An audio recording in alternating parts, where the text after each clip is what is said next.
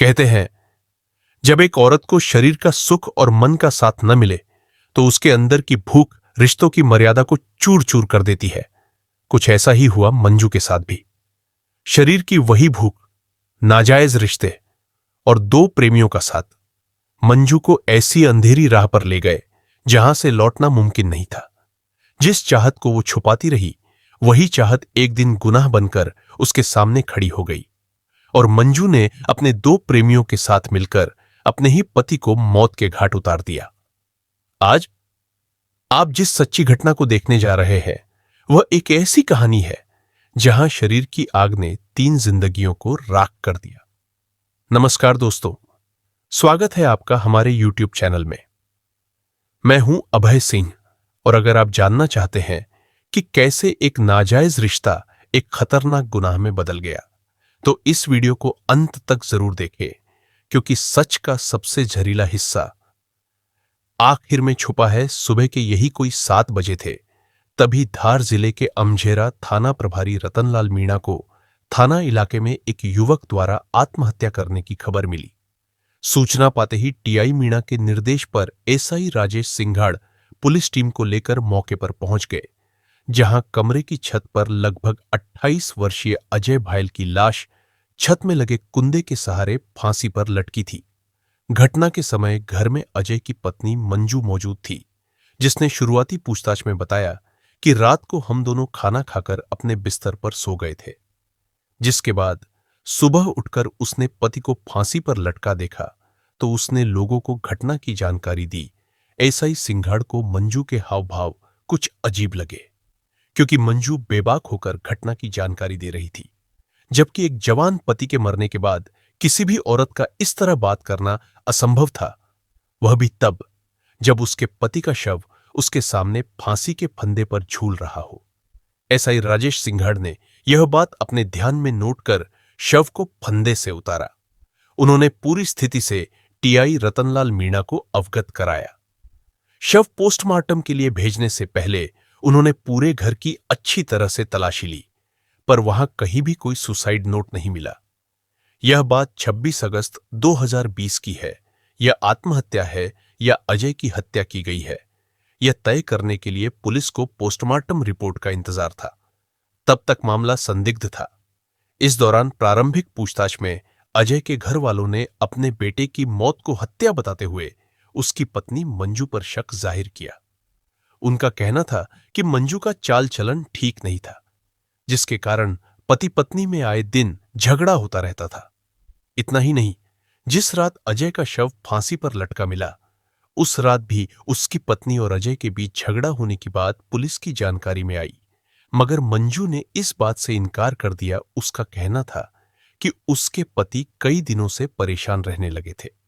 मैंने उनसे परेशानी का कारण भी जानने की कोशिश की, लेकिन उन्होंने इस बारे में कुछ नहीं बताया।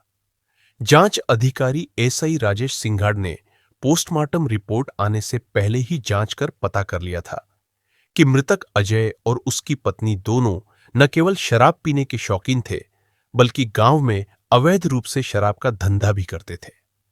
जाहिर सी बात है, जहां शराब का धंधा होता हो, वहां लड़ाई झगड़ा होना कोई अजूबा नहीं है। इसलिए दोनों के झगड़े पर कोई ध्यान नहीं देता था। इस बीच पुलिस को अजय की पोस्टमार्टम रिपोर्ट मिल गई, जिसमें साफ बताया गया कि अजय की मौत फांसी लगने के पहले ही हो चुकी थी। बात साफ थी कि उसकी हत्या करने के बाद उसे आत्महत्या साबित करने की गरज से फांसी पर लटकाया गया था। चूंकि अजय का शव घर के अंदर मिला था और रात में उसकी 25 वर्षीय बेहद खूबसूरत पत्नी मंजू उसके साथ में थी, इसलिए टीआई मीणा जानते थे कि यह संभव नहीं है कि पत्नी घर में सोती रहे और कोई बाहर से आकर पति की हत्या करके चला जाए। इसलिए उनके निर्देश पर जांच अधिकारी एसआई सिंघाड़ ने मृतक की पत्नी मंजू से बार बार पूछताछ की, जिसमें एक समय ऐसा आया कि वह खुद अपने बयानों में उलझ गई, जिससे उसने अपने 2 प्रेमियों मनोहर और सावन निवासी राजपुरा के साथ मिलकर पति की हत्या करने की बात स्वीकार कर ली। पुलिस ने आरोपियों के ठिकानों पर छापे मारकर उन्हें भी गिरफ्तार कर लिया, जिसके बाद अपने दोनों प्रेमियों के साथ मिलकर हत्या कर दिए जाने की कहानी इस प्रकार से सामने आई। अजय मध्य प्रदेश के जिलाधार के गांव नालापुरा में अपनी पत्नी मंजू के साथ रहता था। अजय के पास आय का कोई साधन नहीं था, इसलिए अजय ने घर पर छोटी मोटी किराने की दुकान खोल रखी थी, जिससे उसका मुश्किल से ही गुजारा हो पाता था। अजय की पत्नी मंजू जितनी खूबसूरत थी, उतनी ही दिमाग से तेज भी थी, इसलिए उसने अजय को सलाह दी कि अकेला गुड़ तेल बेचने से उनकी दाल रोटी नहीं चलने वाली, इसलिए हम किराने की ओट में शहर से शराब लाकर बेचना शुरू कर देते हैं, जिससे काफी कमाई हो सकती है। इस काम में अजय ने पुलिस का डर होने की बात कही तो मंजू ने कहा कि यह बात तुम मुझ पर छोड़ दो। अजय पत्नी की बात पर राजी हो गया, जिससे उसने शहर से शराब लाकर दुकान में रखकर बेचनी शुरू कर दी थी।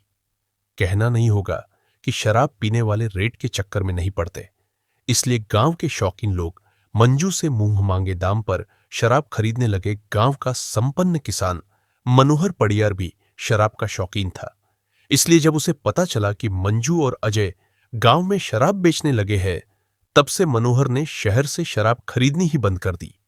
मंजू जानती थी कि शराब के शौकीन मजबूरी में ही महंगी शराब उससे खरीदते हैं, वरना लोग शहर से ही अपने लिए शराब खरीद कर लाते थे। लेकिन मनोहर उसका रोज का ग्राहक था, इसलिए एक दिन मंजू ने मनोहर से पूछ लिया, अब शहर से शराब खरीद कर नहीं लाते क्या? मेरा यहां रोज रोज आना तुम्हें अच्छा नहीं लगता क्या? मनोहर ने उलटा उसी से सवाल कर दिया, नहीं, यह बात नहीं है, बस ऐसे ही पूछ लिया। वह बोली, अब पूछ लिया है तो कारण भी सुन लो। तुम जिस बोतल को हाथ लगा देती हो ना, उस बोतल का नशा और भी बढ़ जाता है, इसलिए मुझे तुम्हारे यहां की शराब अच्छी लगती है। मनोहर ने मंजू की प्रशंसा करते हुए कहा, ऐसा है क्या? मनोहर की बात सुनकर मंजू ने मुस्कुराते हुए बोली, हां, क्योंकि तुम्हारे छू भर लेने से शराब में तुम्हारा नशा भी घुल जाता है।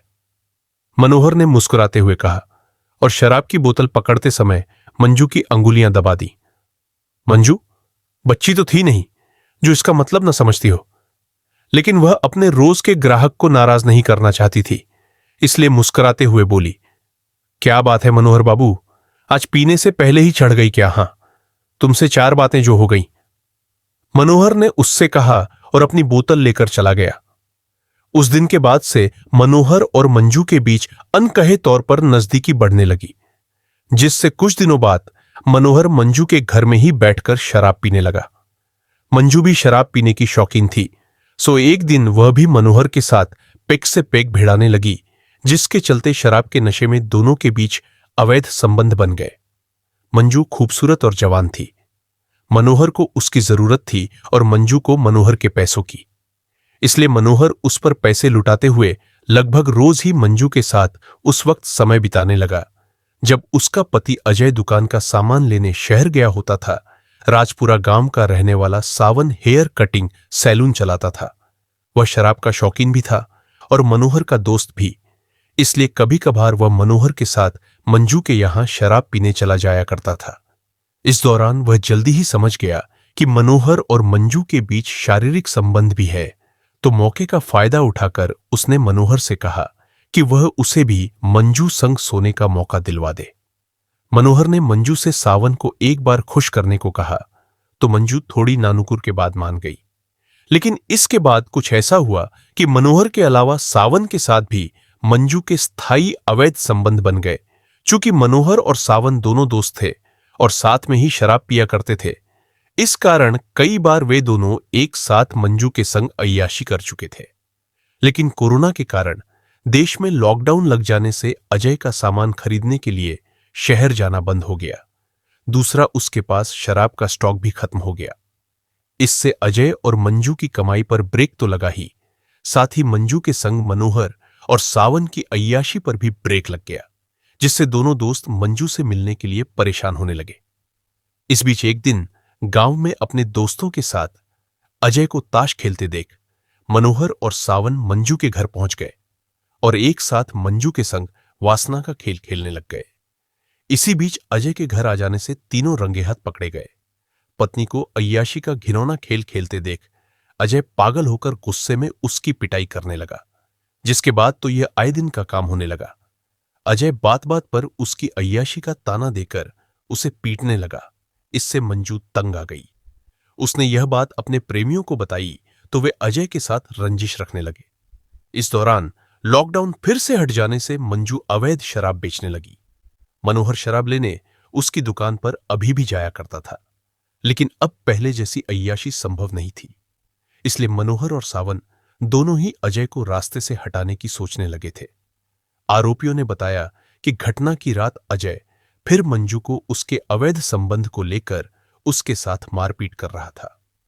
इस बात की जानकारी मंजू ने मनोहर को फोन पर दी तो मनोहर सावन को लेकर मंजू के घर पहुंच गया, जहां उसने अजय को समझा बुझाकर अपने साथ शराब पीने को राजी कर लिया।